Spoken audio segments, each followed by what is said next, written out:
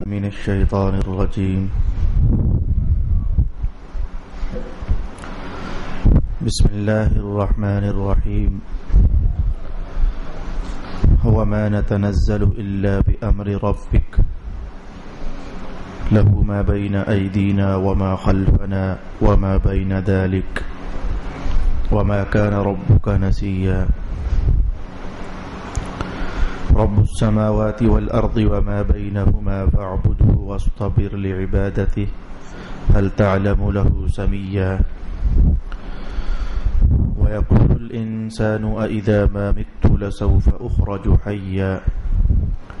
أولا يذكر الإنسان أنا خلقناه من قبل ولم يك شيئا.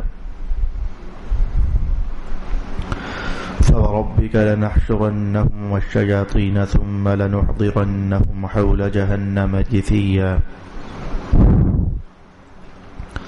ثم لننزعن من كل شيعة أيهم أشد على الرحمن عتيا.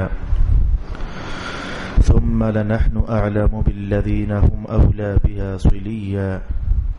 وإن منكم إلا واردها كان على ربك حتما مقضيا. ثم ننجي الذين اتقوا ونذر الظالمين فيها جثيا. صدق الله مولانا العظيم. الصلاة والسلام عليك يا سيدي يا رسول الله. الصلاة والسلام عليك يا سيدي يا حبيب الله. الصلاة والسلام عليك يا سيدي يا شفيع المذنبين وعلى آلك وأصحابك يا سيدي يا رحمة للعالمين.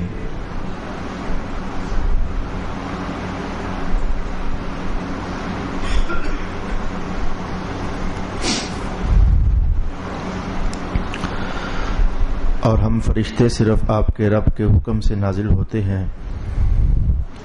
ہمارے آگے اور ہمارے پیچھے اور جو اس کے درمیان ہے وہ سب اسی کی ملکیت ہے اور آپ کا رب بھولنے والا نہیں ہے. آسمانوں کا اور زمینوں کا اور جو کچھ ان کے درمیان ہے ان سب کا وہی رب ہے. سو اسی کی عبادت کرو اور اس کی عبادت پر ثابت قدم رہو. کیا تم اس کے کسی ہم نام کو جانتے ہو؟ اور انسان کہتا ہے کہ جب میں مر جاؤں گا تو کیا میں ضرور عنقریب زندہ کر کے قبر سے نکالا جاؤں گا؟ اور کیا انسان یہ یاد نہیں کرتا کہ اس سے پہلے بے شک ہم نے اس کو پیدا کیا تھا حالانکہ وہ کچھ بھی نہ تھا؟ سبحان اللہ. سو آپ کے رب کی قسم ہم ضرور ان سب کو اور شیطانوں کو جمع کریں گے. پھر ہم انہیں ضرور جہنم کے گرد گھٹنوں کے بل گرے ہوئے حاضر کریں گے. پھر ہم ہر گروہ سے اس کو ضرور باہر نکالیں گے جو رحمان پر سب سے زیادہ اکڑنے والا ہوگا. پھر بے شک ہم ان لوگوں کو خوب جانتے ہیں جو جہنم میں داخل ہونے کے زیادہ لائق ہیں. اور بے شک تم میں سے ہر شخص ضرور دوزخ پر وارد ہوگا. یہ آپ کے رب کے نزدیک قطعی فیصلہ کیا ہوا ہے. پھر ہم متقین کو دوزخ سے نکال لیں گے اور ظالموں کو اس میں گھٹنوں کے بل چھوڑ دیں گے. صدق اللہ مولانا العظیم. تلاوت کردہ آیات بینات کے پہلے مقاصد ذرا مختصر ہیں اور آسان ہیں. انہیں ہم جلدی سے سیکھنے کے بعد آج کی نشست کا ایک اہم ترین عنوان ہے وہاں تک پہنچنے کی کوشش کریں گے. میری مراد اس اہم ترین عنوان سے یہ جملہ ہے کہ تم میں سے ہر شخص کو دوزخ میں پہنچنا ہے, دوزخ سے گزرنا ہے. یہ کیا چیز ہے؟ یہاں تک انشاءاللہ رسائی آج کی نشست میں ہم اللہ تعالیٰ سے ضرور مانگیں گے. پہلی آیت, ہم فرشتے آپ کے رب کے حکم سے نازل ہوتے ہیں. امام فخر الدین رازی ارشاد فرماتے ہیں کہ رسول پاک علیہ الصلوۃ والسلام کا قرآن حکیم سے بڑا گہرا لگاؤ تھا. اس گہرے لگاؤ کا اندازہ کچھ یہاں سے کیا جا سکتا ہے. تصویر نمبر 1 میں آپ کے سامنے لاتا ہوں. رسول اللہ علیہ السلام جب نفل نماز ادا کیا کرتے تو اس نفل نماز کو بہت لمبا ادا کیا کرتے تھے. لمبا ادا کرنے سے مراد لمبے رکوع اور لمبے سجدے نہیں تھے بلکہ بڑا قیام فرماتے. اور لمبا قیام کرنے میں کیونکہ تلاوت حاصل ہوتی تو رسول پاک علیہ الصلوۃ والسلام تلاوت کی لذت سے بہرمند ہوا کرتے. اسی لیے ہم احناف کے نزدیک اگر کوئی شخص نفل پڑھنا چاہے تو کیا وہ 4 نفل پڑھ لے، 6 نفل پڑھ لے، 8 نفل پڑھ لے، یہ افضل ہے، یا کہ نفل تو وہ 2 ہی پڑھے لیکن لمبی تلاوت کرے اور لمبا قیام کرے، یہ افضل ہے؟ تو ہم حنفیوں کے نزدیک لمبا قیام کرنا اور اس میں زیادہ تلاوت کرنا یہ افضل ہے. یعنی اگر کوئی شخص 10 منٹ نفلوں پر لگانا چاہتا ہے تو ایک شخص نے 10 منٹوں میں 4 نفل ادا کر لیے یا 6 نفل پڑھ لیے، اور ایک وہ ہے جس نے پڑھے 2 ہی ہیں لیکن تلاوت لمبی کی ہے، تو ہم احناف کہتے ہیں کہ جس نے تلاوت لمبی کی ہے اس کا ثواب زیادہ ہے، اور ظاہر ہے اس کی نسبت زیادہ قائم ہو گئی رسول اللہ کے اس عمل سے جس کو رسول اللہ علیہ السلام بھی کیا کرتے تھے، یعنی تلاوت کی فراوانی. حتیٰ کہ فرض نمازوں کے اندر بھی آج ہماری مساجد کے اندر حال ہو گیا، لوگ سست ہو گئے، کمزور ہو گئے، تھوڑی سی تلاوت 2 آیات کی زیادہ کر دی جائے، زیادہ یعنی آپ کی روٹین سے زیادہ، وگرنہ ہماری جو زیادہ تلاوت ہے وہ بھی سنت سے کم ادا ہوتی ہے. رسول اللہ علیہ السلام 50 آیتیں ایک رکعت میں پڑھتے، کبھی 40 آیتیں ایک رکعت میں پڑھتے، اور کبھی 100 رکعت ایک رکعت میں پڑھتے، اور کبھی تو پوری سورت ایک رکعت میں پڑھتے. وہ ساری تفصیل حدیث کی کتابوں کے اندر مذکور ہے. تو فرض نمازوں کے اندر بھی رسول پاک علیہ الصلوۃ والسلام زیادہ تلاوت کرنے کی کوشش فرمایا کرتے تھے. تو قرآن حکیم سے گہرا تعلق تھا، بلکہ قرآن پاک نے ایک تصویر کھینچی رسول پاک علیہ السلام کی. ادھر جبریل امین قرآن لے کر حاضر خدمت ہوتے تو عرض کرتے کہ حضور آج مجھے یہ حکم ہے کہ آپ کو بتاؤں آ کر. مثلا ایک آیت ہم دیکھتے ہیں، یہی جو ہم نے تلاوت کی، تو جبریل کہتے حضور میں پڑھنے لگا ہوں، تو پھر آپ وہی وصول کر لیجئے. تو میں پڑھنے لگا ہوں وَمَا نَتَنَزَّلُ، تو حضور وقفہ نہ کرتے، ابھی الفاظ حضرت جبریل کی زبان میں ہوتے تو حضور ساتھ وَمَا نَتَنَزَّلُ، یعنی درمیان میں وقفہ نہ آتا.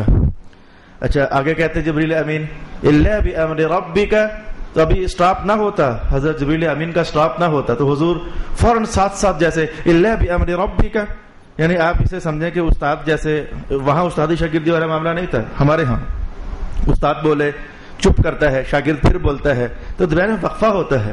لیکن رسول اللہ علیہ الصلوۃ والسلام وقفہ ڈالنے سے پہلے ہی ساتھ، اور یہ اندر سے آپ کا وہ وحی وصول کرنے کا وفور شوق تھا.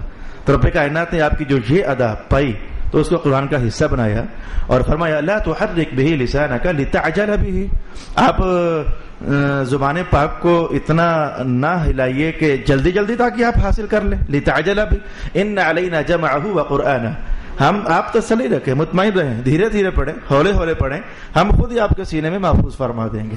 تو رسول اللہ علیہ السلام کی یہ کیفیت.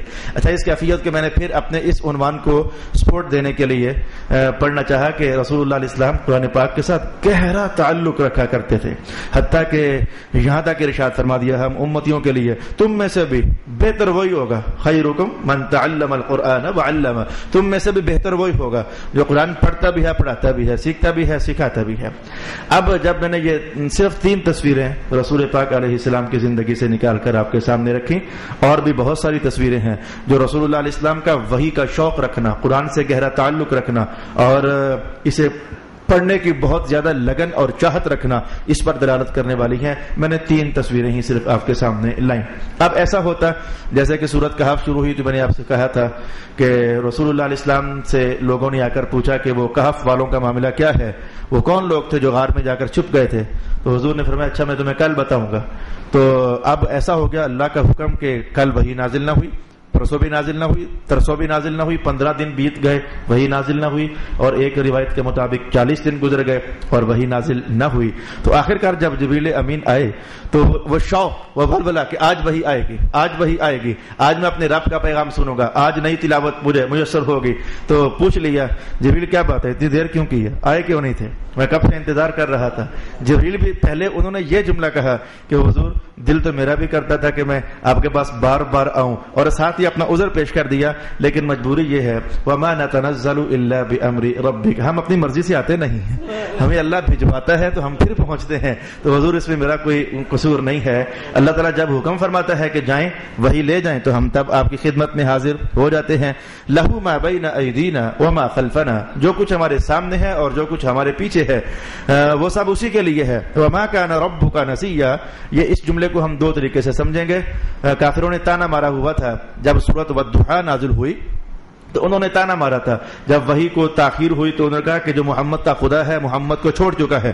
جب انہوں نے یہ جملہ بولا تو وحی فوراً اتر آئی اور آیات کے اندر ان کے جملے کا باقاعدہ جواب دیا گیا اور کہا گیا والضحیٰ واللیل اذا سجی ما ودعک ربک وما قلی. آپ کی قسم اللہ نے آپ کو نہیں چھوڑا ہے. تو انہوں نے کہا چھوڑ دیا, کہا نہیں چھوڑا ہے. کچھ اسی طرح کی بات یہاں. وہ کافی دن گزر گئے تو وہی جب نہ اتری تو حضور نے پوچھا کہ جبریل کہاں تھے, آپ آئے کیوں نہیں ہو؟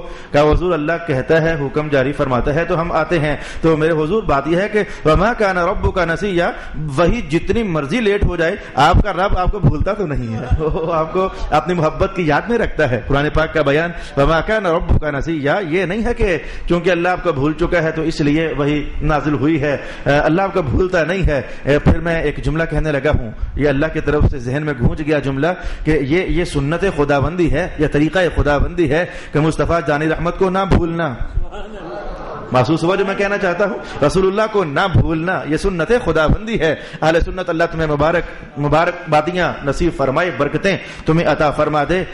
بہت اچھا ہو گیا ہم حضور کو نہیں بھولتے کبھی ثنا خانے کی صورت میں, حضور کو نہیں بھولتے کبھی کوئی میلاد کا جلسہ کر کے, حضور کو نہیں بھولتے کب مجلس کوئی سے بھی ہوتی ہے تو درمیان میں کہیں نہ کہیں رسول پاک علیہ السلام کا تذکرہ خیر چھڑا ہوتا ہے. تو میں وما کان ربک نسیا, لیکن اس سے پچھلا جملہ ایک اور مفہوم ادا کرتا ہے. تفسیر نمبر 2, تفسیر کا دوسرا پہلو آپ کے سامنے لاؤں.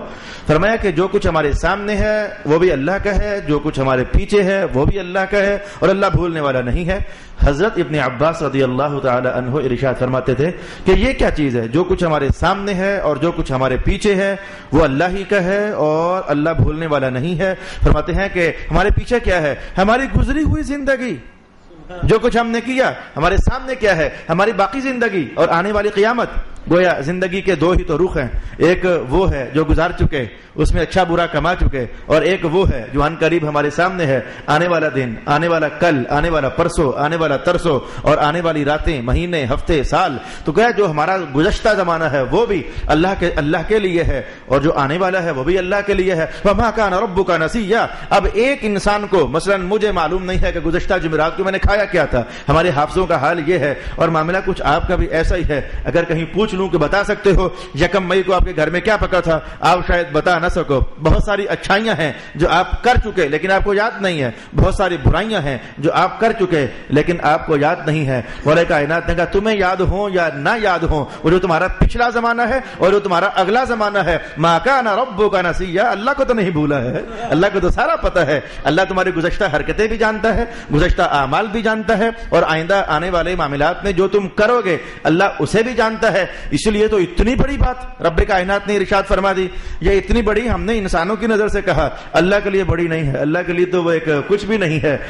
اتنی بڑی بات ہم انسانوں کی نظر سے, من یعمل مثقال ذرۃ خیرا یرہ, او کھربوں انسانوں اگر تم نے کوئی ذرہ بھر بھی نیکی کی ہوگی ہمیں یاد ہے, ہم قیامت کو تمہارے سامنے لے آئیں گے. اور اگر تم نے کوئی ذرہ بھر بھی پاپ کمایا ہوا تو مت سمجھنا کہ اللہ کی نگاہ وسیع سے وہ پوشیدہ رہ سکتا ہے, وہ سمیع بھی ہے, وہ بصیر بھی ہے, وہ ذرہ بھر پاپ بھی تمہارے سامنے لے آنے والا ہے. ارشاد گرامی ہوا وما نتنزل الا بامر ربک له ما بین ایدینا وما خلفنا وما بین ذلك وما كان ربک نسیا.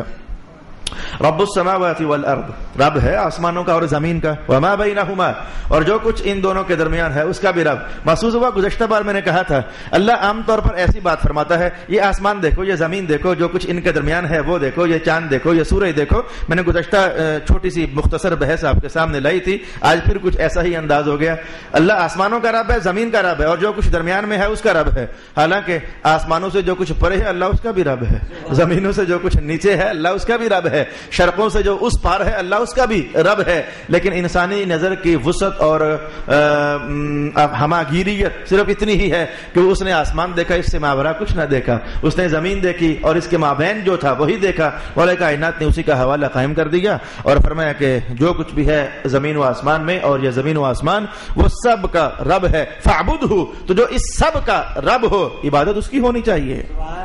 اس میں تو کسی کو انکار نہیں کہ یہ سب کچھ اللہ کا. لمن الملک اليوم للہ الواحد القہار, بادشاہت ہمیشہ سے اس کی تھی اور ہمیشہ تک اس کی رہے گی، وہی تو بادشاہ مطلق ہے۔ ایک ہمارے دنیا کے بادشاہ ہیں، کوئی 2 سال بعد اڑ گیا، کوئی 4 سال بعد اڑ گیا، کوئی 5 سال بعد بھاگ گیا، کسی سے تخت چھین لیا گیا، کسی کو گولی مار کر اڑا دیا گیا، لیکن اگر ہمیشہ تخت کسی کا ہے تو وہ اللہ رب العالمین کا ہے، اگر ہمیشہ بادشاہت کسی کی ہے تو اللہ رب العالمین کی ہے۔ فرمایا جو ہمیشہ کا رب ہے، جو ہمیشہ کا بادشاہ ہے، عبادت اسی کی۔ لیکن عبادت کرنے میں ایک بات کا دھیان رکھنا، سارے انسان پکڑے جائیں گے، میرے سمیت بہت سارے انسان پکڑے جائیں گے، لیکن عبادت کرنے میں ایک بات کا خیال رکھنا، مولا کیا ہمیں وَاسْتَبِرْ لِعِبَادَتِهِ، اس کی عبادت کرنے میں ذرا ہمیشگی اختیار کرنا۔ یہ نالائقی ہوگی، فجر پڑھی تو ظہر چھوڑ دی، ظہر پڑھی تو عصر چھوڑ دی، عصر پڑھی تو مغرب چھوڑ دی، 6 دن پڑھی تو 7ویں دن چھوڑ دی، اور اگر کسی سے کہا کہ آؤ میاں نماز جی انشاءاللہ اس رمضان سے شروع کریں گے، تو اگر وہ رمضان آیا ہی نہ تو پھر ماجرا کیا ہو جائے گا؟ مولا کائنات نے کہا عبادت بھی کرنی ہے اور عبادت میں صبر سے کام لینا ہے، اس میں ہمیشگی سے کام لینا ہے۔ هل تعلم له سمیہ، قرآن پاک بڑی تیزی کے ساتھ عنوان بدل رہا ہے۔ بعض کا جب آیات چھوٹی ہو جاتی ہیں، قرآن پاک کے یہ حکمتیں الگ ہیں کہ جب لمبی آیتیں ہوتی ہیں تو لمبی کیوں ہیں، بعض اوقات آیتیں چھوٹی ہوتی ہیں تو چھوٹی کیوں ہیں، سب آیات ایکول کیوں نہیں ہیں۔ آج کا چونکہ ہم فن تفسیر میں الفوز الکبیر ہم بچوں کو پڑھا رہا ہوں، تو اس کے اندر یہ ساری ابحاث کہ بعض آیات لمبی ہوتی ہیں، بعض چھوٹی ہوتی ہیں، بعض تو بہت ہی چھوٹی ہوتی ہیں، اور بعض اوقات عنوان کئی آیات تک چلتا ہے، اور بعض اوقات ایک آیت بدلی ساتھ ہی عنوان بدل گیا، اور بعض اوقات آیت آدھی لائن کی اور آدھی لائن کے اندر 2 عنوان بدل گئے۔ جیسے کہ یہاں وہ حکمتیں یہاں اس وقت بیان نہیں کرنا چاہتا، میں اس وقت آپ کو صرف بتا رہا ہوں کہ آیت میں جلدی سے عنوان بدل گیا۔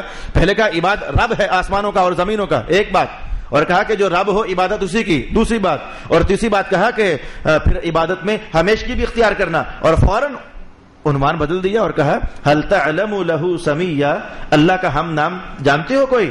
یعنی اللہ کا کوئی اور ایسا جس کا نام اللہ ہو جانتے ہو کوئی؟ نہیں نا۔ اور کوئی ایسا جس کا نام اللہ ہو جانتے ہو کوئی؟ نہیں نا۔ هل تعلم له سمیہ، اس استفہام کو استفہام انکاری کہتے ہیں۔ بات پوچھی جا رہی ہے لیکن مانا ہوتا ہے کہ نہیں، کیا ایک بندے کے 2 مائیں ہو سکتی ہیں؟ یہ سوال ہوا تو ہر انسان کے ذہن میں جواب ہے کیا؟ نہیں۔ اسے کہتے ہیں استفہام انکاری۔ استفہام کی کئی اقسام ہوتی ہیں، تو استفہام انکاری سوال کرنا، تو اس سوال کے اندر انکار کا پوشیدہ ہونا۔ هل تعلم له سمیہ، ہے کسی اور کا نام اللہ؟ کہا نہیں۔ نہیں نہ سنا آج تک تم نے؟ کہا نہیں۔ روح البیان کے مصنف علامہ اسماعیل حقی نے ایک روایت نقل کی ہے کہ ایک بار ایک متکبر بادشاہ تھا، اس نے یہ سوچا تھا کہ دیکھتے ہیں کیا ہوگا اگر میں اپنا نام اللہ ڈال لوں تو کیا ہوگا، دیکھتے ہیں بھلا کیا ہوگا۔ تو محترم اس نے کہا کہ آج کے بعد میرا نام ہے اللہ، بس ابھی اس نے ادھر یہ کہا تو اللہ نے کہا اچھا ہمارا نام اور تو رکھے، بندوبست کر دیتے ہیں فوراً۔ اس کا پھر انجام یہ ہوا، روح البیان کے مصنف نے یہ روایت نقل کی، اس کے پیٹ میں جو کچھ تھا، آنتیں شانتیں کلیجہ دل جگر سب کٹ پھٹ کر اور ریزہ ہو کر تو اس کے پچھلے راستے سے فارغ ہو گیا۔ رب کائنات کا اللہ صرف میں ہی ہوں، اللہ کے سوا کوئی اور اللہ نہیں ہو سکتا ہے۔ اس میں دو طرح کے اشارے آپ کو کرنا چاہوں گا۔ وہ رب ایسا ہے کہ اس جیسا تو کسی کا نام ہی نہیں ہو سکتا۔ قرآن کا بیان ہے، کوئی اس کا ہم نام؟ وہ رب ایسا ہے کہ اس جیسا تو کسی کا نام بھی نہیں ہو سکتا۔ یہ مکہ والوں کو گہری چوٹ لگائی قرآن نے۔ وہ ہے کہ اس جیسا کسی کا نام نہیں، جب اس جیسا کسی کا نام نہیں ہو سکتا تو اس جیسا کام کیسے ہو سکتا ہے؟ تم نے یہ کیا مذاق بنایا ہوا ہے؟ یہ لات، یہ منات، یہ عزا، یہ شعراء، یہ رب ہیں۔ اس جیسا تو نام کسی کا نہیں ہو سکتا، اس جیسے کام بھلا کسی کے اور کیسے ہو سکتے ہیں؟ هل تعلم له سمیہ۔ اور میں اہل سنت آپ کی محبت کی دلچسپی کے لیے بتاؤں کہ رسول اللہ علیہ السلام کے خواص میں سے ہے، یعنی حضور کے خاصے ہیں، ان خاصوں میں سے ایک خاصہ یہ ہے کہ جو آپ کا اس میں گرامی ہے، اس میں ذات محمد جب تک رسول پاک علیہ الصلوۃ والسلام اس دنیا میں تشریف فرما نہیں ہوئے تھے تو جتنے انسان پیدا ہوئے تھے کسی کے ذہن میں خیال آیا ہی نہیں تھا کہ اپنے بچے کا نام محمد رکھ دیا جائے۔ ادھر سے حضور رحمت عالم کی یہ شان ہے جو اللہ نے آپ کو عطا فرمائی کہ محمد کا نام پہلے کسی کا نہیں ہوگا، لیکن چونکہ وہ محمد ہیں بعد میں نام ہو جائے، چونکہ ہم اللہ ہیں تو پہلے بھی کسی کا نام اللہ نہیں، بعد میں کسی کا نام اللہ نہیں ہے۔ هل تعلم له سمیہ، ہے کوئی تمہارے سامنے اللہ کا ہم نام؟ میں نے پہلے کہا تھا کہ شارٹ مختصر عناوین ہے تاکہ ہم اس بڑے عنوان تک پہنچے جس پر مجھے کچھ وقت درکار ہوگا۔ وَيَقُولُ الْإِنسان، بندہ کہتا ہے کہ کیا ہم مر کر دوبارہ اٹھائے جائیں گے؟ ولید بن مغیرہ تھا، اور وہ تو ایسا ظالم انسان تھا بدبخت کہ وہ کسی قبرستان میں جاتا تو ہڈی اٹھا کر لے آتا بوسیدہ پرانے زمانے کی، اور پھر آ کر کے تو حضور کے سامنے سے گزرتا اور تانا مارتا اور کہا میں یحیی، وہ ہڈی ہاتھ نہیں ہوتی نا، اس کو مسلتا تو مٹی کی طرح وہ کھر جاتی اور ریزہ ریزہ ہو کر گر جاتی. ایسی ہڈیاں بعض اوقات بہت بوسیدہ ہو جائیں تو ہوتی ہیں، اور ہڈی کو مسل کر ریزہ ریزہ کر کے تو کہتا میں یحیی العظام وہی رمیم، ان ہڈیوں کو کون دوبارہ زندہ کرے گا؟ اشارہ رسول اللہ علیہ الصلوۃ والسلام کی طرف ہوتا ہے. دیکھو اس محمد کو کہتا ہے کہ ہمارا رب ہے، تم سب کو دوبارہ اٹھائے گا. تو میں یحیی العظام وہی رمیم، تو وہاں بھی مولا کائنات نے یہی ارشاد کیا قل یحییھا الذی انشأھا اول مرہ. یہ کہہ رہا ہے کہ ان ہڈیوں کو کون دوبارہ زندہ کرے گا؟ محبوب کہیں وہی جس نے پہلی بار بنایا تھا. وہ چوٹ مار دی، وہی دوبارہ ان ہڈیوں کو جان دے دے گا جس نے پہلی بار بنایا تھا. اور یہاں بھی کچھ ایسا ہی انداز اذا ما مت لسوف اخرج حیا. انسان کہتا ہے کہ جب میں مر جاؤں گا تو پھر ان قریب کیا دوبارہ زندہ کر دیا جاؤں گا. اولا یذکر الانسان انا خلقناہ من قبل ولم یک شیئا. کیا اس کو یہ نہیں پتا کہ جب یہ ہوتا ہی نہیں ہوتا تھا تو ہم نے تو اسے تب بھی بنا دیا تھا؟ جو رب ایسی حالت پر قادر ہو کہ جب کچھ بھی نہ ہو تو وہ کچھ کر دے، تو پھر دوبارہ اس ہوئے کو دوبارہ سٹینڈ اپ کر دینا یہ تو اس کے لیے کوئی مشکل نہیں ہے. انا خلقناہ من قبل ولم یک شیئا فوربک. اللہ اکبر اللہ اکبر. عنوان ذرا دھیان سے دیکھنا، آپ کو کچھ 6 سال پرانی بات بتانے لگا ہوں. قرآن پاک کا انداز کچھ ایسا ہے کہ بات مکہ والوں کی ہو رہی ہوتی ہے، درمیان میں ہولے سے رسول اللہ کا نام آ جاتا ہے. بات طائف والوں کی ہو رہی ہوتی ہے، درمیان میں ذکر خیر رسول اللہ کا آ جاتا ہے. موسیٰ علیہ السلام کی قوم کی کہانی چھڑی ہوتی ہے، ہولے سے مدینہ کی کسی گلی کا ذکر آ جاتا ہے. اور بات ادریس کی قوم کی چل رہی ہوتی ہے، اور درمیان میں کہیں نہ کہیں سے بات کو گھما کر تو رسول اللہ کا حوالہ درمیان میں قائم کر دیا جاتا ہے. اب وہ ولید بن مغیرہ بات کر رہا تھا کہ کیا ہم دوبارہ زندہ کیے جائیں گے؟ مولا کائنات نے جواب دے بھی دیا اور فرمایا کہ ہاں، جو پہلے بنانا جانتا ہے تو وہ بعد میں بھی بنانا جانتا ہے. اور پھر سزا کے طور پر جملہ یہ ارشاد کیا لَنَحْشُرَنَّهُمْ وَالشَّيَاطِينَ. ہم انہیں بھی جو کہتے ہیں کہ کون ہمیں دوبارہ بنائے گا، اور ان کو جو پٹیاں پڑھانے والے شیطان ہیں، ہم انہیں بھی اکٹھا کر دیں گے اور قیامت والے دن ہم انہیں کھڑا کریں گے. بات یہ کرنی تھی، عنوان جو یہ چل رہا تھا. اس نے کہا کہ کون زندہ کرے گا؟ رب کائنات نے کہا وہی جو پہلے بنانے والا ہے، اور ساتھ ہی کہا تم فکر نہ کرو، تمہیں بھی اکٹھا کروں گا اور تمہارے شیطانوں کو بھی اکٹھا کروں گا. لیکن آپ ذرا کلام کا چلاؤ دیکھنا، مولا کائنات نے صرف اتنا نہ کہا کہ اللہ انہیں بھی دوبارہ کھڑا کرے گا، ان کے شیطانوں کو بھی اکٹھا کرے گا. درمیان میں ہولے سے وہ جملہ بولا فوربک. محبوب سونے تیرے رب کی قسم، تیرے رب کی قسم. حالانکہ ہم انسان کہتے ہیں کہ اس کا درمیان میں تعلق ہی کیا ہے؟ عنوان کوئی چل رہا ہے، سیریل چل رہی ہے، کہانی چل رہی ہے، لیکن درمیان میں کہا نہیں، وہ کلام کا لطف دوبالا ہو جاتا ہے جب اللہ کے ساتھ اس کے پیارے محبوب کا اس میں گرامی بھی آ جاتا ہے. میں فوربک، آپ کے رب کی قسم. وغیرہ بتاؤ یہ درمیان میں کلام کیوں آیا؟ حیرت ناک انداز ہے، اور یہی تو قرآن کا اعجاز ہے جو سمجھوں میں آنے والا نہیں ہے. ادھر سے بات ایک دم سے ادھر کر دینا، ادھر سے بات ایک دم سے ادھر کر دینا. اور پھر فن بلاغت والوں کا یہ کہنا کہ یہ التفات ہوتی ہے، اور التفات بڑے مفاہیم رکھتی ہے، اور التفات بڑے مضامین رکھتی ہے. یہ اس کو التفات کہتے ہیں. ایک دم سے خطاب ادھر سے ہٹا کر ادھر، ادھر سے ہٹا کر ادھر، غائب سے متکلم کی طرف، متکلم سے غائب کی طرف، اور ضمیر سے مظہر کی طرف، مظہر سے مضمر کی طرف. یہ جو انداز بدلتے ہیں قرآن حکیم کے، یہ باقاعدہ فن بلاغت کا حصہ بنے. اور فرمایا کہ فوربک لنحشرنہم، فوربک لنحشرنہم. میں ایک کہنے والا ہوں، التفات میں ایک بڑا مقصد یہ ہوتا ہے کہ کسی کی عظمت شان کو اٹھانا، کسی کی عظمت شان کو اٹھانا، یہ التفات کے مقاصد میں سے یہ اعظم ترین مقصد ہوتا ہے. مولا کائنات نے کہا کہ دیکھو محبوب، ان کو یہ بہت بڑی شے لگ رہی ہے کہ ہم مر جائیں گے تو پھر ہمیں کون دوبارہ زندہ کرے گا، یہ اس کو بڑا مشکل سا سمجھ رہے ہیں. یہ تو کچھ بھی نہیں ہے. انہیں چاہیے کہ ادھر دھیان نہ دیں. فوربک، تیرے رب کی قسم جو تیری ذات میں ہم نے حسن چھپایا ہوا ہے، بڑی عظیم و شان شے تو وہ ہے. انہیں چاہیے کہ ادھر سے توجہ ہٹا کر آپ کی ذات میں توجہ کریں. فوربک لنحشرنہم، تیرے رب کی قسم ہم ان سب کو اکٹھا کریں گے، اور شیطانوں کو بھی. بھائی ذرا آہستہ ہو جائیے، ہم نے کچھ سیکھنا ہے یہاں سے.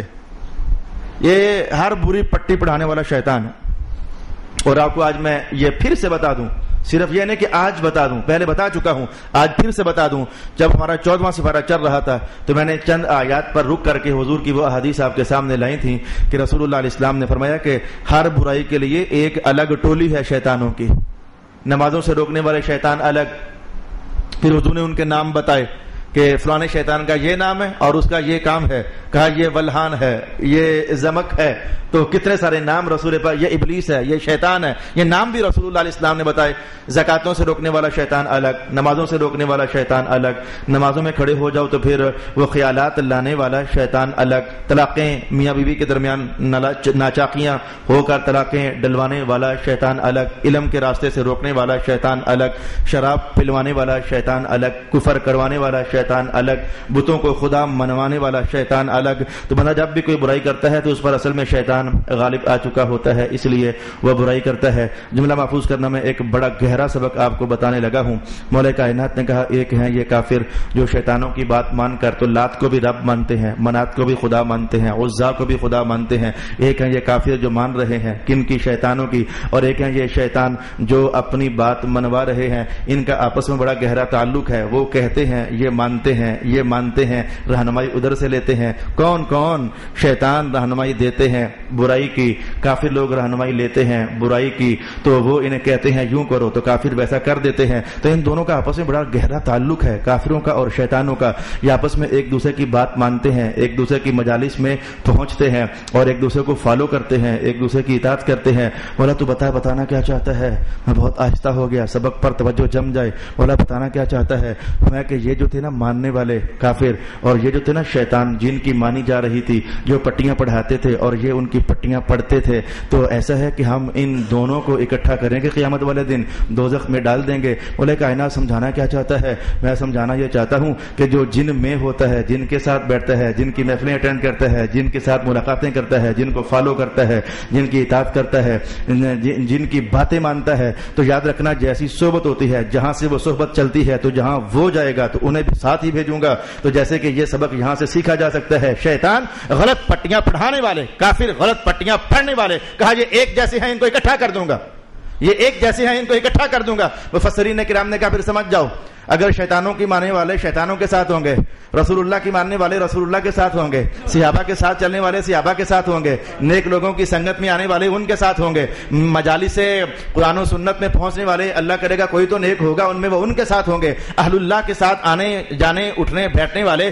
ان کے ساتھ ہوں گے، حسین حسین کرنے والے ان کے ساتھ ہوں گے، علی علی کرنے والے ان کے ساتھ ہوں گے، عمر عمر کہنے والے ان کے ساتھ ہوں گے، اور یزید کی جے پکارنے والے ان کے ساتھ ہوں گے۔ شیطانوں کا نام لے کر تو زندگیاں جینے والے ان کے ساتھ ہوں گے۔ گویا جس نے جس کو اپنا امام مانا ہوگا، جو جس کی مجلس میں پہنچتا ہوگا، جس کا مطمع نظر جس کی شخصیت اور ذات بن چکا ہوگا، جو اپنا دل کسی اور کے لیے وقف کر چکا ہوگا، جس کی نگاہوں کے دریچے کسی اور کے لیے کھل چکے ہوں گے، تو بس یاد رکھنا اگر تمہارا مطمع نظر کوئی برا ہے تو تمہیں اس کے ساتھ اکٹھا کیا جائے گا، اور اگر تمہارے دل کا قبلہ محمد رسول اللہ ہے تو ان کے ساتھ اکٹھا کیا جائے گا۔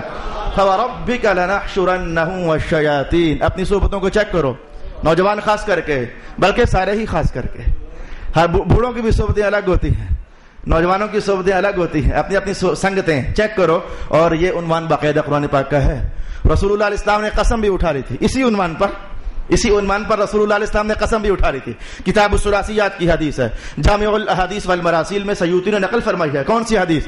حضور فرمانے لگے کہ میں 3 باتیں ایسی ہیں جن پر میں قسم اٹھانے کے لیے تیار ہوں۔ ثلاثۃ احلف علیہن، 3 باتیں ایسی ہیں جن پر میں قسم بھی اٹھا سکتا ہوں، اور ان میں سے ایک حضور نے ارشاد فرمائی، اللہ کی قسم دنیا میں جس کا پیار جس کے ساتھ ہوگا اللہ قیامت کو اسے اسی کے ساتھ کھڑا فرما دے گا۔ او کما قال النبی صلی اللہ علیہ وآلہ وسلم۔ اہل سنت بڑی مبارک ہو جائے، اللہ نے تمہیں اپنا پیار بھی دیا، حضور رحمت عالم کا ادب اور محبت بھی نصیب فرما دی، حضور کے سب صحابہ کا ادب بھی دے دیا، حضور کی اہل بیت کی نوکری بھی تمہیں عطا فرما دی، اہل اللہ اور اولیاء کرام کا پیار اور ان کا احترام بھی اللہ نے تمہیں نصیب فرما دیا۔ یار کہیں نہ کہیں تو گزارا چل ہی جائے گا۔ رب کائنات نے ارشاد کیا، فَوَرَبِّكَ، محبوب تیرے رب کی قسم۔ اللہ نے بھی یہ عنوان قسم اٹھا کر ارشاد کیا، رسول اللہ علیہ السلام نے بھی یہ عنوان قسم اٹھا کر ارشاد کیا، اللہ کی قسم جو جس کے ساتھ پیار کرتا ہے اسی کے ساتھ۔ رب کائنات نے کہا کہ محبوب قسم تو اللہ ہی کی ہے لیکن تجھے درمیان میں ڈالنے لگا ہوں، تیرے رب کی قسم۔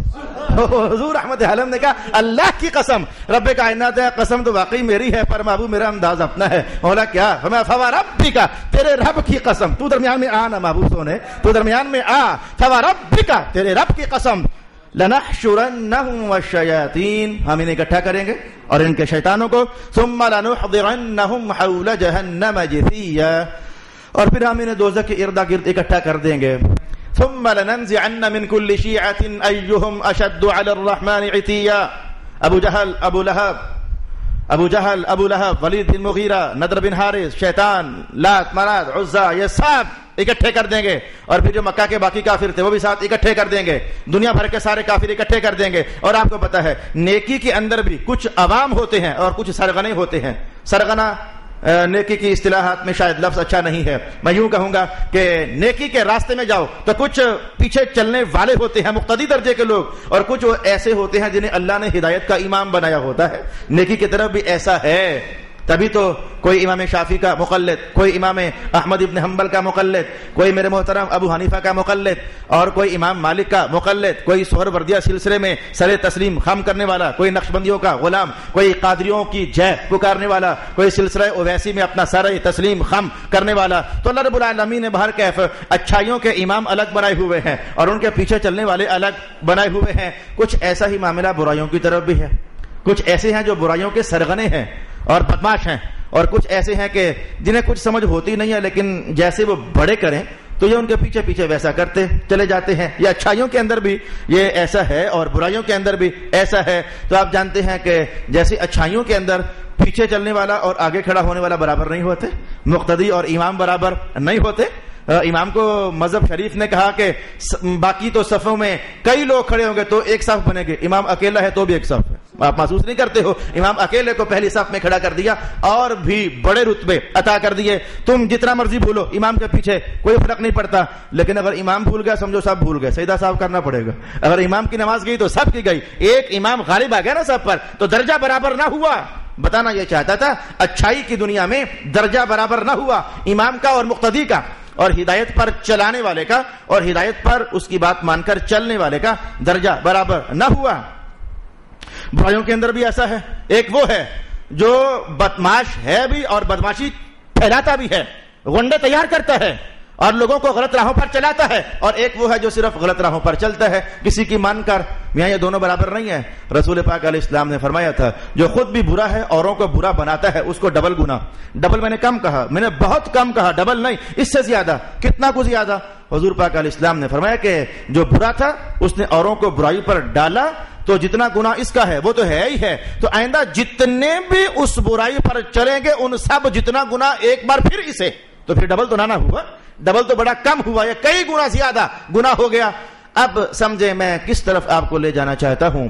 بعض اوقات مجھے دو چار جملے بولنے پڑ جاتے ہیں اپنے مقصد کو حاصل کرنے کے لیے۔ رب کائنات نے کہا کہ جب یہ شیطان اور یہ ابو جہل، ابو لہب، ولید بن مغیرہ، نضر بن حارث اور یہ سارے کافر اور ان کے سرغنے اکٹھے ہو جائیں گے نا، چونکہ اب یہ سارے برابر تو نہیں تھے، کوئی ایسے تھے جو کفر کو پریچ کرنے والے تھے اور کفر کی دعوت دینے والے تھے، لوگوں کو زبردستی کفر پر روکنے والے تھے۔ ان سرداران قریش کا یہی حال تو تھا۔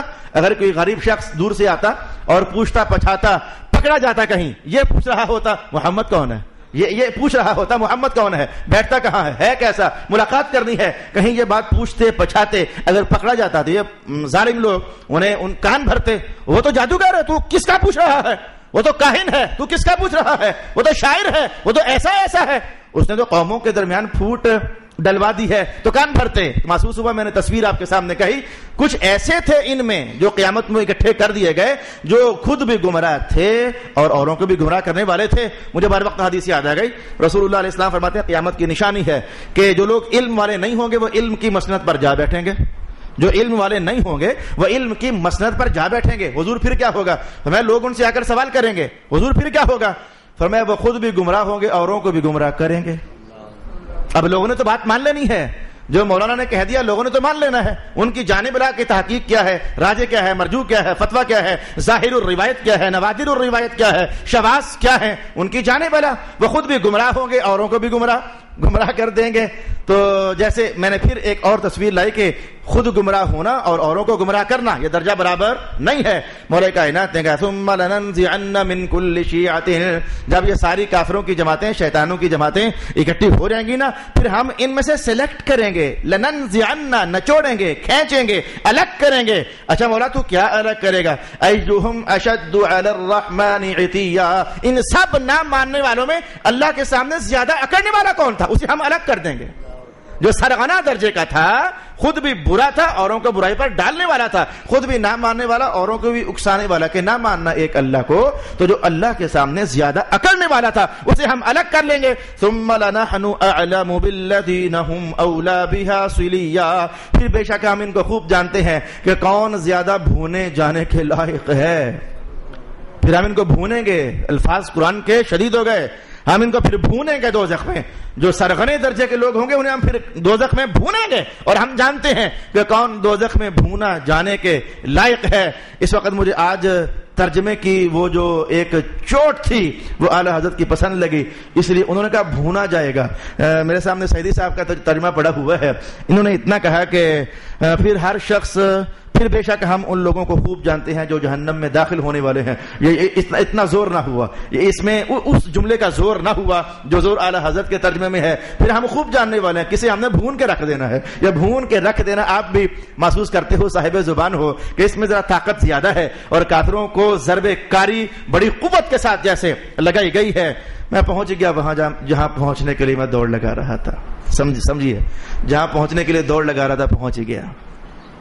اس آیت کو ضرور ہم سیکھ کر جائیں گے، اگرچہ میں 2-4 منٹ کا اوپر نیچے کرنا پڑ جائے. خطرناک آیت ہے، ڈرا دینے والی آیت ہے. وَإِن مِّنكُمْ، تم میں سے ہر ایک کو، إِلَّا وَارِدُهَا، دوزخ میں داخل ہونا ہے.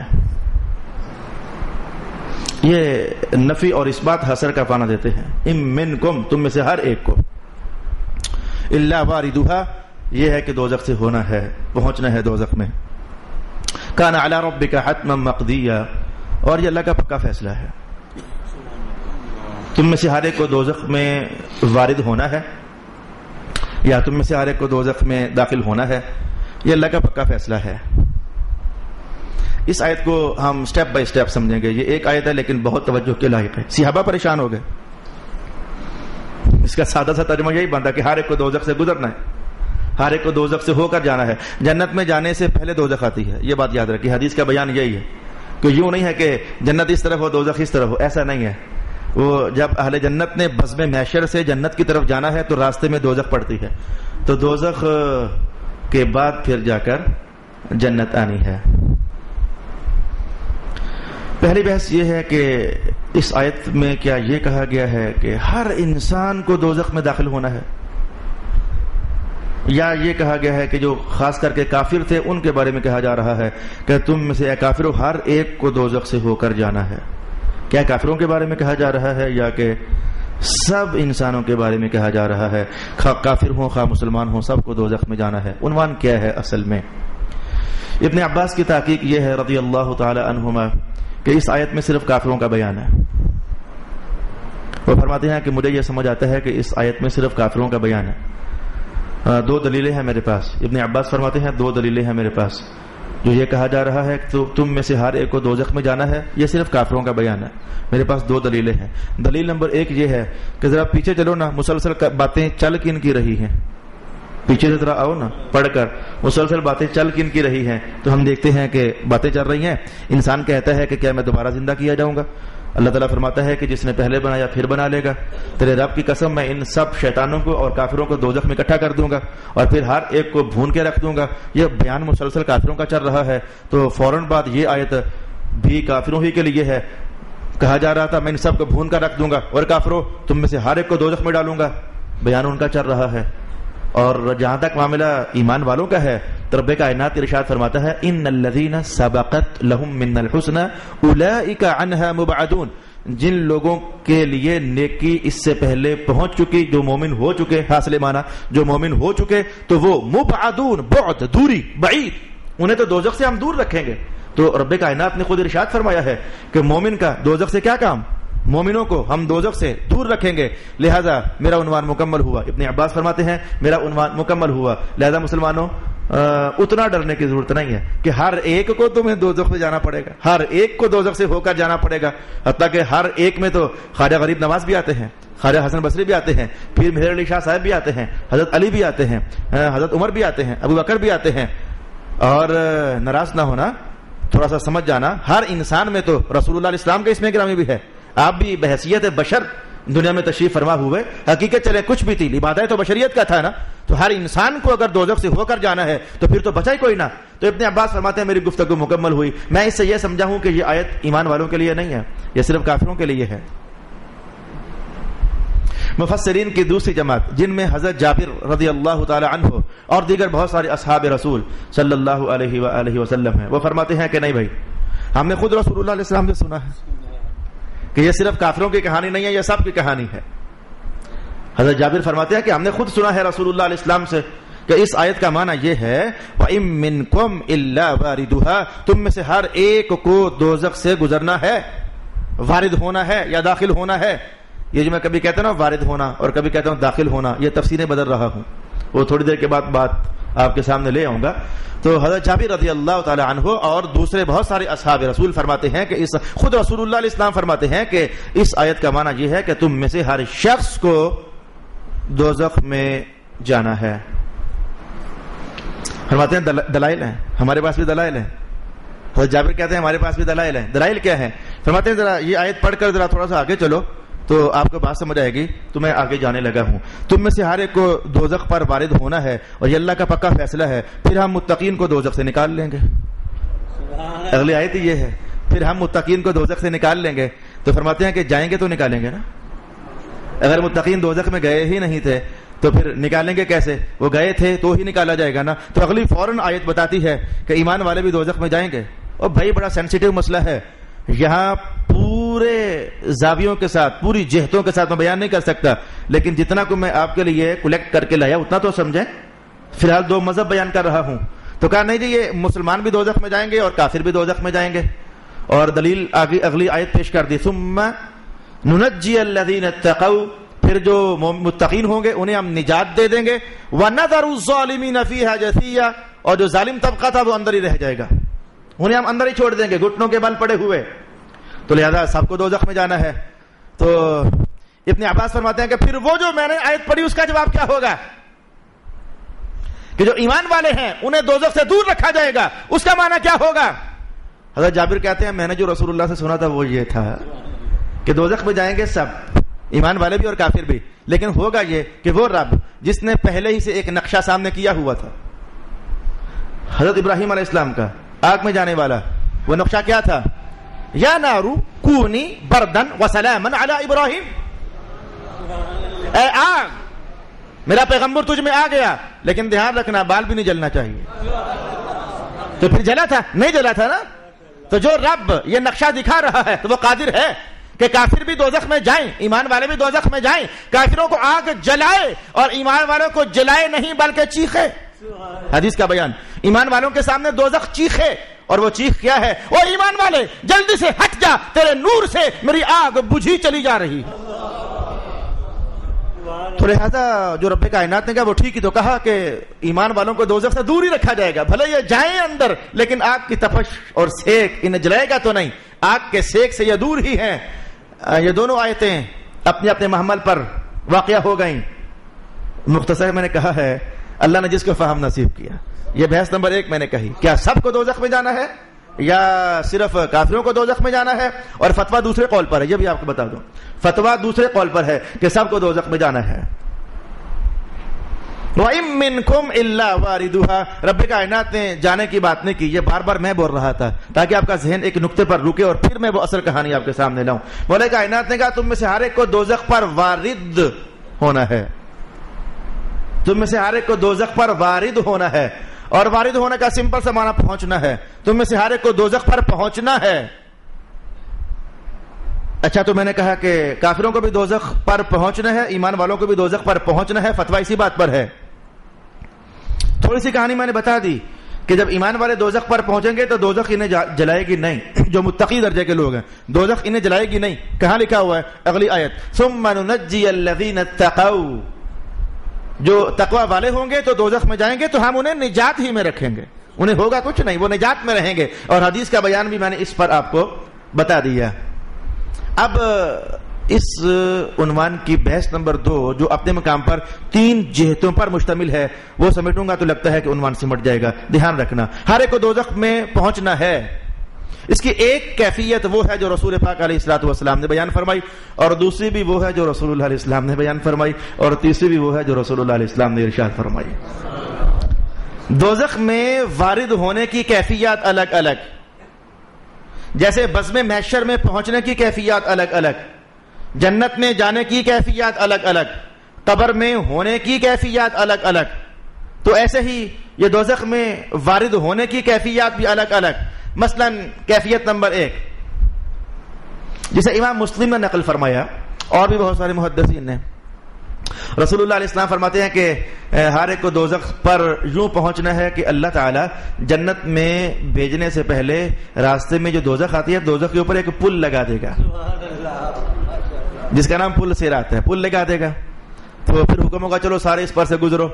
تو وہ پل جو ہے سمجھو جیسے نیچے دوزخ ہو تو اوپر پل لگا ہوا ہو, تو جب لوگ اس پل سے کراس کر رہے ہوں گے نیچے مسلسل شعلے بھڑک کر کے تو اوپر تک پہنچ رہے ہوں گے تو دوزخ پر پہنچ تو گئے نا سارے, وہ پل کے واسطے سے دوزخ پر پہنچ تو گئے نا سارے. رسول اللہ علیہ السلام نے اس پل کی کیفیت بیان فرمائی, فرمایا کہ وہ اس کی کل مسافت یعنی کتنا چلو گے تو وہ پل اتنا ہوگا, فرمایا 1500 سال چلو گے تو اتنا ہوگا. پھر کیفیت نمبر 2 بیان کی کہ ایسا ہوگا کہ 500 سال مسلسل تمہیں پل کی چڑھائی چڑھنا ہوگی. ہر پل ایسا ہی ہوتا ہے, تھوڑا سا اٹھ کر پھر برابر تو پھر نیچے, بس ایسا ہی ہوتا ہے ہر پل تقریباً. آج جدید دور ہے ذرا برابر بننے لگ گئے, لیکن پرانے دور کے پل ایسے ہی ہوتے تھے. تو قرآن جس دور کی کہانی سنا رہا ہے لوگوں کے سامنے پل کی تصویر ایسی ہی ہوتی تھی, چڑھنا برابر پھر نیچے.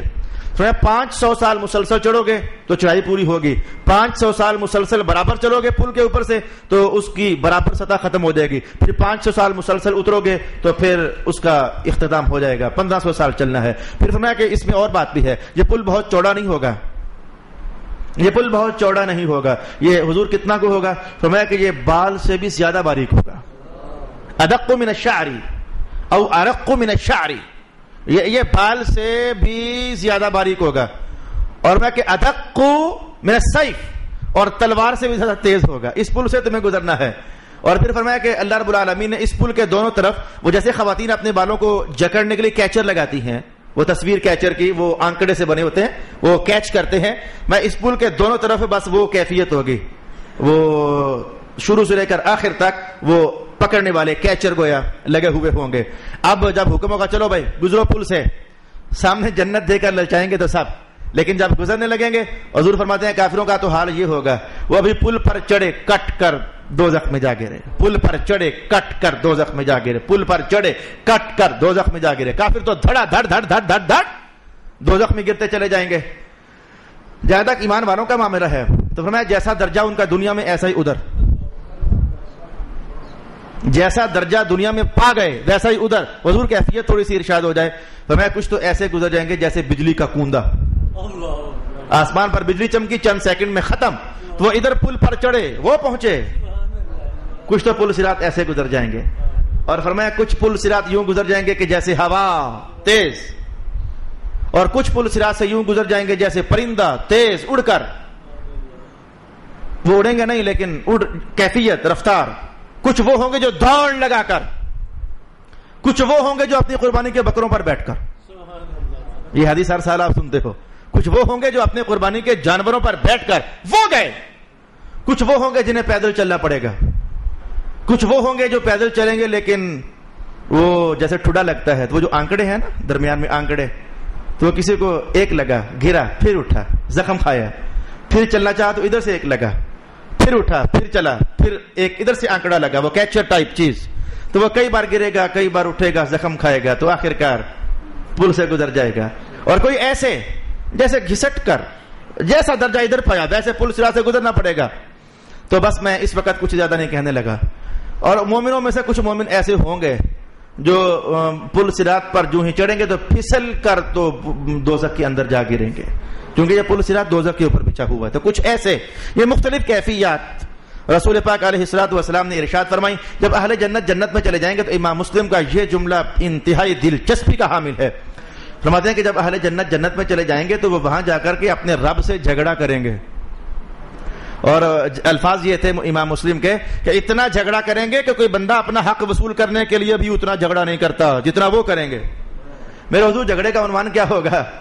تو اللہ تعالیٰ حضور فرماتے ہیں کہ عنوان یہ ہوگا کہ وہ کہیں گے اے میرے مولا، یہ بندہ ہمارے ساتھ صفوں میں کھڑا ہوتا تھا، نمازیں پڑھتا تھا، یہ دوزخ میں کیوں چلا گیا؟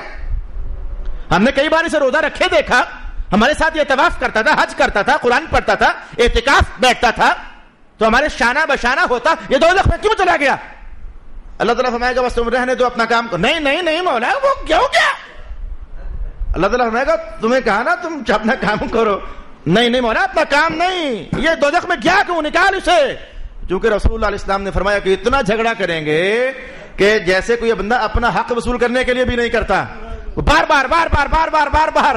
اللہ ہے، رحمت کرنے والا ہے، اسے پتا ہے کہ ان کو یہ سبق میں نے ذہنوں میں ڈالا ہوا ہے، پتا ہے اسے یہ بندوں کے ذہنوں کے اندر میں نے ہی خیال ڈالا ہوا، لڑو ان کے لیے ذرا، تاکہ وہ آج کی پیاری سنگتوں کی شان ظاہر ہو جائے کہ جو آج کا اچھا سنگی ہے، دوست ہے، بیلی ہے، تو کل قیامت کو وہ لڑے گا مولا چھوڑنا اسے، پھر نہیں نہیں مولا رہنے دے، نکال اسے، نہیں ایسے نہیں مولا چھوڑ، مسلسل مسلسل مسلسل۔ اللہ پھر اپنی شان کے ساتھ کہہ دے گا اور چلو پھر پہچانو کدھر ہیں تمہارے پیارے، رکھو ہاتھ ان پر اور پکڑو، نکال کر جنت میں لے جاؤ۔ رک کر کے سوچنا، شور ڈالنے والوں کے صحیحین کی حدیث ہونی چاہیے، امام مسلم کی نقل کی ہوئی حدیث ہے۔ وہاں تو صفوں میں کھڑے ہونے والے بھی کہہ رہے ہیں آ یار جنت میں چلیں۔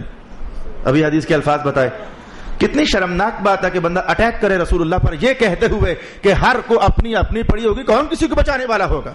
رسول اللہ علیہ السلام کی شفاعت کا انکار کر دینا، شرم آنی چاہیے کہ اتنا بڑا اٹیک رسول اللہ کی ذات پر، اور یہ کہہ دینا کون کسی کو بچانے والا ہوگا، ہر ایک کو اپنی اپنی پڑی ہوگی، نفسی نفسی کا عالم ہوگا، پیغمبر بھی لرز رہے ہوں گے۔ لا حول ولا قوت الا باللہ العلی العظیم۔ مولانا صاحب، مفتی صاحب اپنا دین اپنے گھر سنبھال کر رکھیں، ہمیں حضور کی رحمت والی حدیثیں تمہارے بولوں سے زیادہ اچھی لگنے والی ہیں۔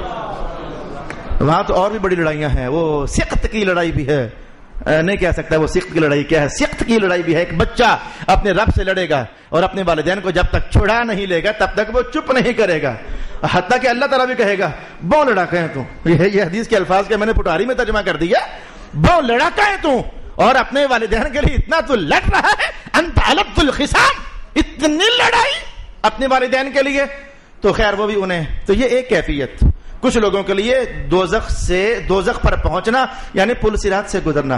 اب آگے بڑھ جائیں، کیفیت نمبر 2 رسول اللہ علیہ السلام نے یہ ارشاد فرمائی کہ کچھ مسلمان اندر گر چکے ہوں گے، تو جب یہ جو ابھی حدیث کا دوسرا حصہ اس پر دلالت کر رہا تھا، وہ گر چکے ہوں گے تو اہل جنت انہیں کہ مولا نکال انہیں، تو حضور نے فرمایا کہ وہ ابھی تک ان میں سے کوئی پنڈلی تک جل چکا ہوگا، کوئی ان میں سے پٹوں تک رانوں تک جل چکا ہوگا، بس جلدی ہی ان کا کام ہو جائے گا، بس اتنی جلدی ہی ان کا کام ہو جائے گا۔ تو دوزخ میں گئے، کچھ لوگوں کے حق میں دوزخ میں پہنچنا یعنی اندر تک پہنچنا، کچھ لوگوں کے حق میں دوزخ پر پہنچنا یعنی بس اوپر اوپر سے گزر جانا، اوپر اوپر سے گزر جانا۔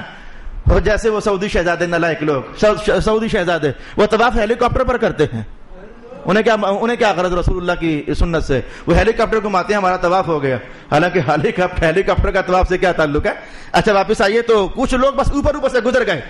اچھا تو تیسری کیفیت رسول اللہ علیہ السلام نے یوں ارشاد فرمائی کہ عصر کی نماز کے بعد حضور کی شان یہ تھی کہ بیمار پرسی کرنے کے لیے جایا کرتے تھے۔ تو آج جب بیمار پرسی کرنے کے لیے گئے تو بندے کو بخار تھا، جس صحابی کے گھر گئے تو بخار تھا، رسول پاک علیہ السلام نے بیمار پرسی کی تو دلاسا دیا، ساتھ یہ جملہ فرما دیا۔ جملہ کیا تھا؟ اللہ پاک جو تمہیں بخار دیتا ہے نا، تو اللہ نے مجھے بتا دیا ہوا ہے کہ کچھ لوگوں کو ادھر جو میں گرمی دیتا ہوں، بخار جو میں ادھر گرمی دیتا ہوں نا، تو جو ادھر دینی تھی اس کے بدلے ادھر ہی دے دی، جو ادھر کی گرمی ہے وہ دوزخ کی گرمی ہے، وہ میں نے ادھر کے بدلے ادھر ہی دے دی ہے۔ اس لیے بخار آئے تو اوپر اوپر سے منہ بنایا کرو کہ تگڑا نہیں ہے، لیکن اندر سے خوش ہوا کرو کہ شکر ہے مولا میرے ادھر کی گرمی ادھر ہی ختم ہوتی چلی جا رہی ہے۔ یہ رسول اللہ فرمایا کرتے تھے کہ بخار آئے تو جب جائے گا تو خیر دے کر جائے گا۔ حضور خیر کیا ہوگی؟ میں بہت سارے گناہ تمہارے اپنے ساتھ لے جائے گا، تمہیں معاف کروا دے گا، بخشوا دے گا۔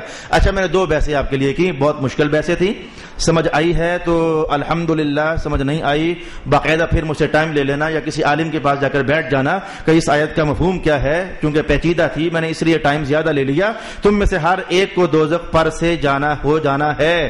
ایک رائے یہ تھی کہ صرف کافروں کے لیے یہ جملہ ہے، لیکن تحقیقی رپورٹ یہ تھی کہ ایمان والوں کے لیے بھی ہے اور کافروں کے لیے بھی ہے۔ اس کے بعد یہ تھا کہ ایمان والے جب جائیں گے یا گزریں گے یا پہنچیں گے تو ان کے لیے دوزخ کی آگ ٹھنڈی ہو جائے گی۔ اس پر میں نے آپ کو حدیث پاک کا بیان بتا دیا، اور پھر ہر ایک کے لیے دوزخ پر ورود کی کیفیت الگ الگ، کسی کو ادھر ہی بخار چڑھ گیا تو یہی ادھر کا بدلہ بن گیا، لیکن گزرنا انہیں بھی دوزخ کے اوپر سے ہے ہی۔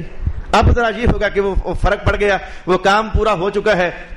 کچھ لوگوں کے لیے تو حضور نے یہ بھی فرمایا کہ وہ صرف قسم پوری کرنے کے لیے جائیں گے دوزخ کے اوپر سے، قسم پوری کرنے کے لیے، ان کا ماجرا نہیں ہوگا، لیکن کیونکہ اللہ پاک نے فرما دیا کہ جانا ہے بس اس لیے جائیں گے، ان کا حصہ دوزخ سے نہیں ہوگا۔